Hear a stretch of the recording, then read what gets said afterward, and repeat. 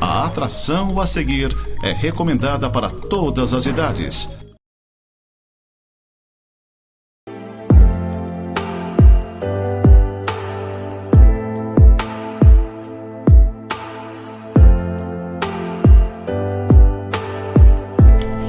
Olá, gente amada, gente querida, que a graça do nosso Senhor Jesus Cristo esteja com cada um de vocês, em meio à sua casa, em meio à sua família. Que Deus te abençoe. Abra o seu coração para essa palavra que eu quero repartir com você, constante do segundo livro de Reis, capítulo 7, do verso 1 até o verso 15. Como é um texto bastante longo, eu vou tentar recontar um pouquinho a história, inserir você no contexto. Nós temos aqui uma palavra do profeta Eliseu, aonde ele chama a nação de Israel para ouvir a palavra que ele tinha a dizer, que era uma palavra do Senhor, dizendo: olha, amanhã vocês vão comer, amanhã vocês vão ter fartura, amanhã vocês vão ter abundância. Por quê? Porque havia um cerco na cidade de Samaria, o rei Ben-Hadad, segundo, que reinou de 860 até 843 a.C., ele cercou Samaria, ninguém entrava, ninguém saía, ninguém comprava, ninguém vendia, não havia comida, a fome foi se intensificando. Então isso acontece num tempo em que Jorão era o rei de Israel, reinou de 852 até 841 a.C.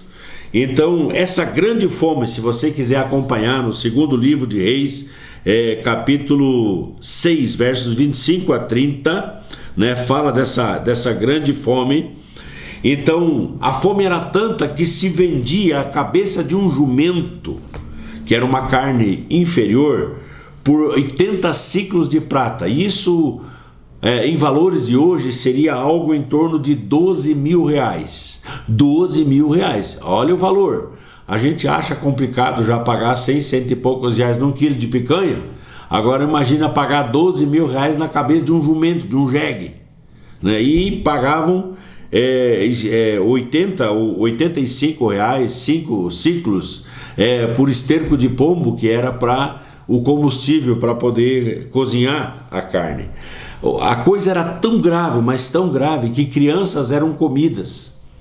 As crianças eram rachadas, comidas, assadas, enfim. E no capítulo 6, no verso 33, o rei Jorão, ele achava que Deus era o culpado. E o que muita gente faz hoje é isso. Eles culpam ao Senhor, eles acham que Deus é o culpado por tudo aquilo que está acontecendo. E muitas vezes, tudo que nos acontece é consequência das nossas escolhas, das nossas posturas, é consequência da maldade do ser humano, é tudo que nós vemos à nossa volta, a desgraça, a roubalheira, enfim, tudo que nós vemos é consequência de um coração errado, de um coração maldoso, Então a nação estava passando por isso, e ele achava que Deus era o culpado. Qual foi o seu intento? Ele dizia: eu vou matar o profeta do Senhor. Isso está ali no segundo livro de Reis, capítulo 6, do verso 31 até o verso 33. O intento de Jorão era matar Eliseu, o profeta do Senhor. Então o que acontece? Nesse texto, o profeta do Senhor, ele se levanta com uma palavra de ânimo, capítulo 7. Verso 1, ouvi a palavra do Senhor, assim diz o Senhor. Ele não estava falando em seu próprio nome. Ele não estava falando como Eliseu o profeta, mas ele estava falando em nome do Senhor. E quando a palavra vem do Senhor e é em nome do Senhor, alguma coisa maravilhosa ou extraordinária acontece. Ele se levanta e ele profetiza. E o servo do Senhor, nós como pastores, nós temos que ter essa postura. Nós como pastores, nós precisamos erguer a nossa voz e nós precisamos profetizar que Deus está agindo, que Deus vai mover, que Deus vai mudar a nossa situação e a nossa sorte. Então o profeta vai lá e fala assim: amanhã Deus vai mudar a sua situação de vida. Amanhã Deus vai transformar aquilo que é maldição em bênção. Deus vai mudar aquilo que é lágrima em riso. Era a palavra do profeta. Aquilo que é lamento, Deus vai transformar em júbilo. Olha que palavra tremenda, que palavra maravilhosa. Amanhã, mais ou menos nessa hora, vocês vão comer, vocês vão ter abundância. Gente, Tem pastor que quando prega é deprimente. Tem pastor que quando anuncia só falta morrer no altar, só falta morrer no anúncio. E nós temos que ter, não enganar as pessoas, mas nós temos que entender o que Deus está falando e o que Deus quer fazer e a maneira como Ele vai agir. E essa tem que ser a nossa palavra profética. Seu pastor tem agido assim? Na sua igreja tem sido assim? Uma palavra de ânimo, uma palavra de força, uma palavra de encorajamento, uma palavra de vida? Se isso está acontecendo, você está no lugar certo. Se isso não está acontecendo, fuja, saia correndo. Deus, Ele sempre vai usar os seus servos de alguma maneira sobrenatural, maravilhosa, infundindo uma palavra de ânimo, de conforto em meio à tribulação. Quanto mais para o tempo do fim nós caminharmos, quanto mais próximos nós chegarmos da tribulação, maiores vão ter que ser a nossa força, o nosso ânimo para encorajar o povo do Senhor a permanecer fiel e firme, porque o arrebatamento está próximo e logo estaremos subindo com o Senhor. Depois que isso acontece, o texto nos fala, a partir do verso 3, se você quiser acompanhar, entram em cena 4 leprosos, né? E esses 4 leprosos, que poderiam ter todas as razões do mundo para reclamar, para murmurar, para blasfemar, eles poderiam dizer: olha a nossa situação, nós estamos aqui morrendo, apodrecendo vivos. E de repente, esses 4 leprosos, eles entram num consenso. Eles dizem: olha, já que nós não podemos conviver em sociedade, alguma coisa nós temos que fazer. Não podemos entrar na cidade, não vão nos deixar. Se ficarmos aqui, nós vamos morrer. Então é o seguinte, vamos bolar uma estratégia, nós 4 aqui. Vamos para o acampamento dos sírios. Se aqui nós não temos ajuda, lá eles podem nos matar, mas mortos nós já estamos, já tem uma sentença de morte sobre nós. Então vamos para lá, vamos arriscar a sorte. E é isso que acontece com eles. Eles foram ousados, eles ousaram. E eles resolveram fazer algo quando ninguém fazia nada. E isso que me revolta muitas vezes. Todo mundo fala do governo, todo mundo fala da nação, todo mundo fala mal da igreja, todo mundo fala isso, fala aquilo, mas está lá, braço cruzado, não faz nada. Esses 4 leprosos, eles tinham todas as razões para ficarem quietos. Nós vamos morrer aqui. Mas eles resolveram usar as armas que eles tinham. Presta atenção que eu vou dizer para você. Talvez Deus crie no seu coração uma chama para que você venha fazer alguma coisa pelos seus. Eles tinham coragem. Enquanto todos, claro, eles estavam fechados, o exército estava ao redor, mas estavam lá enclausurados. A vida é assim mesmo, cheia de problema, o inimigo está ali, a gente vai morrer, não tem mais água, não tem mais comida.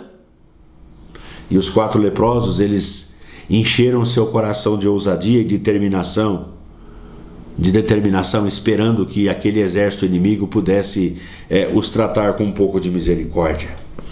Eles tomam a iniciativa. Por quê? Olha só que coisa interessante. Enquanto eles estavam, o povo lá fechado, cercado, eles estavam ali confabulando. Deus estava agindo nas regiões celestiais. Deus já havia tomado providência. Olha que coisa tremenda, gente. Deus já havia tomado providência, Ele já havia enviado, e esse é o texto, se você quiser ler depois, a partir do capítulo 7 de 2 Reis, capítulo 7, verso 3 em diante. Deus já havia entrado com a provisão, e Ele fez ouvir no arraial dos sírios um tropel de um exército, barulho de exército, de armas, e o povo sírio simplesmente se debandou, deixando todas as coisas para trás. Quando os 4 leprosos chegaram naquele lugar, não olhando para a sua situação, eles viram aquele arraial vazio, ficaram desconfiados, mas entraram numa barraca, havia comida em abundância, comeram, havia ouro, prata. Eles pegaram aquilo, foram guardar num lugar separado, e aí foram para outra barraca, comeram, separaram o que era riqueza. E aí, de repente, um deles fala assim: não é bom o que a gente está fazendo. Aí o outro olha e fala: como assim? Não é legal não. A gente aqui comendo, nós temos aqui fartura, e as pessoas estão lá dentro morrendo sem comer. Não é bom. Se a gente ficar quieto, nós vamos ser tidos como culpados. Sabe o que nós vamos fazer? Nós vamos voltar lá para a cidade e nós vamos contar lá para o rei o que está acontecendo aqui. Então eles tomam a iniciativa, e eu acho isso interessante. Eu quero repartir 3 coisas com você. Queria que você pensasse comigo aqui. Nessa iniciativa deles, primeiro eles dispuseram o coração para procurar as bênçãos. Pode parecer um pouco estranho, porque eu pouco falo sobre esse tipo de assunto aqui, mas presta atenção, eles tomaram uma decisão de procurar pelas bênçãos. Eles não ficaram ali parados esperando alguma coisa acontecer, mas eles foram em busca daquilo que eles estavam necessitando.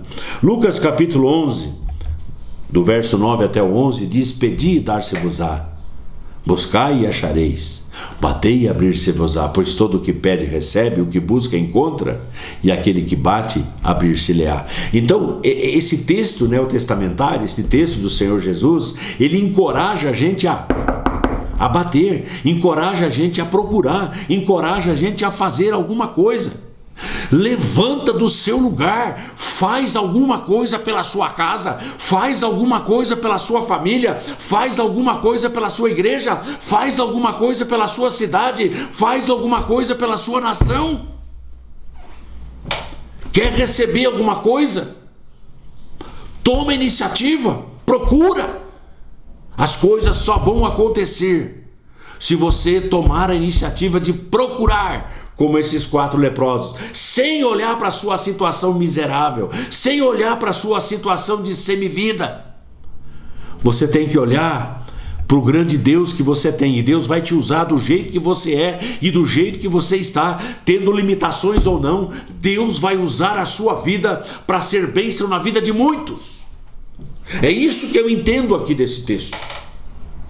A segunda coisa: primeiro, os leprosos estavam dispostos a procurar as bênçãos. Segundo, eles estavam dispostos a guardar as bênçãos de Deus. Eles estavam dispostos a guardar. Eles guardaram numa barraca separada. Eles guardaram para si o alimento. Eles guardaram para si a riqueza.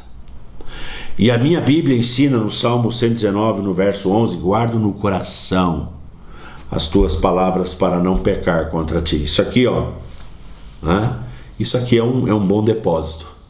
Aqui eu preciso encher de coisas boas, coisas que eu consigo repartir com os outros, coisas que me dão o privilégio de ser bênção na vida de gente que está chorando, que está sofrendo, que está padecendo. Então você e eu temos muito para dar, muito para dar. Nós temos muito para contribuir com as pessoas, mudando a sua situação de vida, como esses 4 leprosos fizeram. A terceira coisa que eu aprendo com eles aqui, além de procurar as bênçãos, além de guardar as bênçãos, eles estavam dispostos a repartir. Essa palavra, esse verbo, ele não é muito benquisto, não é um verbo que a gente gosta de repartir ou de compartilhar. Repartir, ou seja, você partilhar parte daquilo que você tem, daquilo que você angaria. O que eles fizeram com aquilo que eles receberam? Eles voltaram para a cidade. Eles foram lá e disseram: olha, o acampamento dos sírios está abandonado, tem comida lá, tem fartura lá. Aí o rei pensa: não, isso aí é uma cilada. É o que o texto vai mostrar. Não, isso aí é uma cilada. Eles espalharam essa conversa, a gente vai sair daqui, eles nos fecham. O que eles fizeram? Tinha 2 cavalos vivos ainda que não haviam comido lá dentro da cidade. Colocam 2 cavaleiros, vão lá e confiram as coisas. Aqueles cavaleiros retornam e dizem: é isso aí, é isso mesmo. O que esses 4 leprosos estão dizendo é verdade. É verdade. E toda a cidade sai e se abastece, toda a cidade sai e come, toda a cidade sai e tem aquela fartura, aquela abundância toda. Por quê? Porque 4 pessoas desprezadas pela sociedade, marginalizadas pela sociedade, relegados a viver fora dos muros da cidade. Eles poderiam ter pensado: aqui para eles, eu vou comer tudo sozinho, eu não vou repartir nada disso aqui. Não. Mesmo nas suas limitações, eles olharam para aquela gente lá dentro e disseram: são nossos irmãos, é gente como a gente que está morrendo como nós estamos morrendo, e nós podemos ajudá-los. Então eles tomam essa decisão de repartir o que tinham. Nada de egoísmo. Não, é para mim, o que importa sou eu. Não havia esse tipo de sentimento nos seus corações. Eles tomaram a decisão de repartir. Atos capítulo 4, no verso 20, os apóstolos disseram: nós não podemos deixar de falar das coisas que nós ouvimos, das coisas que nós estamos vendo. Não podemos. Nós temos que contar adiante. Então, quando os leprosos tomaram essa iniciativa, a bênção veio para todos. Todos saíram do cativeiro. Veja bem, todos. Não somente os 4, mas todos saíram do cativeiro. Todos obtiveram salvação e livramento. Todos eles tiveram salvação e livramento. Todos tiveram as suas necessidades satisfeitas. E é isso que eu acho fantástico. No capítulo 7, verso 18, diz assim: assim se cumpriu o que falara o homem de Deus. Eu pergunto na igreja sempre: quando é que nós vamos saber que um homem é de Deus ou não? Quando é que nós vamos saber que uma palavra veio do trono do Senhor ou não? As pessoas: não, porque aquele homem é um homem de Deus. Não, porque aquela palavra veio dos céus. Só tem uma forma de saber que foi Deus que falou, que foi Deus que pronunciou. É quando aquela palavra se cumpre. Tem gente sendo enganado porque quer ser enganado. Se alguém falar assim, diz o Senhor, descansa o teu coração. Se alguém chegar para você e disser: Deus me falou, descansa o teu coração, porque você vai saber que Deus falou quando aquela palavra tiver o seu cumprimento. O profeta se levantou, o profeta Eliseu, e disse: amanhã, a essas horas mais ou menos, vocês vão ter fartura, vocês vão ter abundância. Deve ter gente ali no meio, como o capitão disse: não, isso aí não vai acontecer. E o profeta disse: olha, você vai ver, mas você não vai comer. Você vai ver, mas você não vai usufruir. Então a palavra aconteceu exatamente da maneira como o servo do Senhor falou, e exatamente daquele jeito as coisas se cumpriram. Ali no verso 18, tudo se cumpriu. Então a pergunta que eu quero fazer para você nesse momento é: quanto você tem recebido da parte do Senhor? Quantos benefícios você, como pessoa, como servo, quantos benefícios você tem recebido na sua vida? Quanta coisa Deus tem te dado, você tem feito? Quanto? Pensa um pouquinho, olha ao seu redor, olha dentro da sua casa, olha as pessoas que te cercam, olha quanta coisa você tem. Eu escutei alguém falar esses tempos atrás que quem tem 2 camisas no armário é rico, porque a Bíblia nos ensina: se nós tivermos nós temos que estar contentes e viver contentes. E eu olho lá para dentro do meu armário e eu perco a conta de quantas camisas eu tenho, apesar de eu usar sempre as mesmas. Nós temos mais do que nós precisamos. Nós temos para nossa casa viver bem, mansa, tranquila, suave, e nós temos também para ajudar aqueles que necessitam. Há uma palavra no Salmo 103, verso 1, no verso 2, aonde eu imagino, tá, dessa maneira, onde o salmista, ele pega o seu dedo e ele aponta para a sua alma, ele aponta para o seu coração e ele diz: bendize a minha alma ao Senhor. Bendiga ao Senhor tudo que há em mim. Bendize a minha alma ao Senhor e não se esqueça de um só dos seus benefícios. A nossa alma, ela é por demais ansiosa. Vivemos, gente, eu tô chocado, eu tô espantado com a crise de ansiedade que nós temos vivido na nossa sociedade. pessoas ansiosas que vão parar na UPA, que precisam de remédios porque estão sendo estranguladas pela ansiedade, pela preocupação. Nós esquecemos que nós temos que viver um dia de cada vez. Se nós trouxermos o dia de amanhã para hoje, é a ansiedade na certa. Nós temos que aprender a bendizer ao Senhor, a louvar ao Senhor, a adorar ao Senhor por cada um dos benefícios que Ele nos confere dia a dia. Quanto você tem recebido da parte do Senhor? Segunda coisa que eu quero te perguntar é: você tem falado daquilo que Deus tem feito por você? Evangelho de capítulo 5, no verso 19, quando aquele gadareno endemoniado, ele foi liberto, o Senhor disse para ele: volta para tua casa, volta para os teus e conta aos teus tudo o que Deus tem feito por você e como Ele teve misericórdia de você. O melhor lugar para você ser bênção não é em cima de um púlpito. O melhor lugar para você ser bênção não é dentro da igreja. O melhor lugar para você ser bênção é dentro da tua casa, é dentro da tua família, as pessoas que te cercam. Quanto Deus tem te dado e quanto você tem feito por aqueles que estão com você. Eu encerro dizendo para você: não fique ao olhar para a sua situação. Sua situação não pode impedi-lo de testemunhar e repartir. Deixa Deus usar você. Tá bom? Recebe em nome de Jesus? Vamos orar. Meu Pai querido, meu Pai amado, em nome do Senhor Jesus, na tua presença, eu te adoro, te exalto, te glorifico, porque o Senhor é bom e a sua misericórdia dura para sempre. Eu te louvo e te adoro, porque o Senhor sempre nos dá mais do que nós necessitamos, mais do que nós precisamos. Eu te louvo e te adoro, porque neste momento tem gente sendo impactado por essa palavra, sendo desafiado a repartir daquilo que ele tem recebido, daquilo que o Senhor tem dado. Olha para essa casa, olha para essa família com misericórdia, estende a tua mão de provisão, a tua mão de cuidado, que nada nos falte, Senhor, em nome de Jesus, que nós tenhamos vida tranquila e mansa, sendo cuidados pelo Senhor.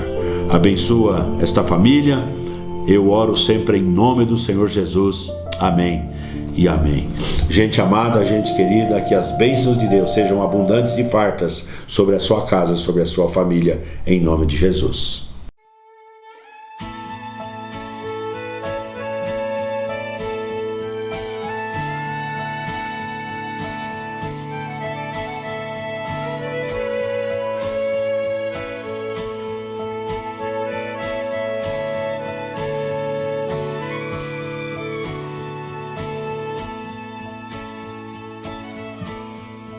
Hoje eu lembrei pela milésima vez. Se lembrar é sofrer, talvez, porém não dá pra esquecer. Se isto vai machucar ou se vai me curar, dirá, não sei quando e como será. Você estava aqui, como isso era bom, mas de repente voou para além da razão e eu só pude ficar com a dor, o chorar, precisando entender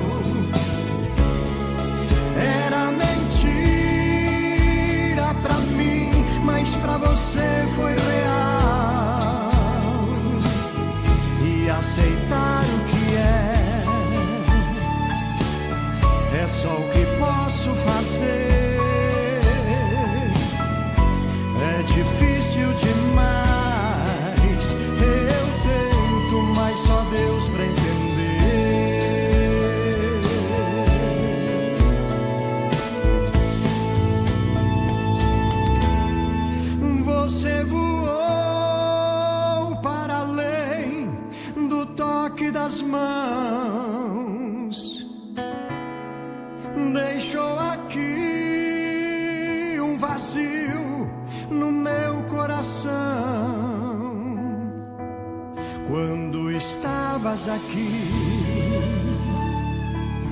Como eu podia pensar que aquele rosto tão lindo hoje eu não posso beijar.